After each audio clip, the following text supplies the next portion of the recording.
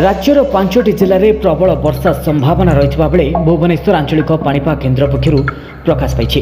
ए जिलागुड़िक मध्य नुआपड़ा, कलाहांडी, केन्दुझर, कंधमाल और देवगढ़ रही।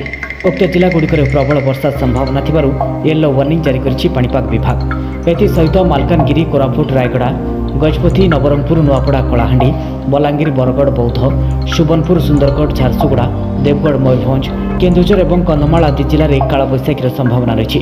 सेहीपरि 19 ରୁ 20 तारिख मध्य मालकानगिरी, कोरापुट, नवरंगपुर, सुंदरगढ़, केन्दुझर और मयूरभंज आदि जिले में प्रबल वर्षार संभावना रही।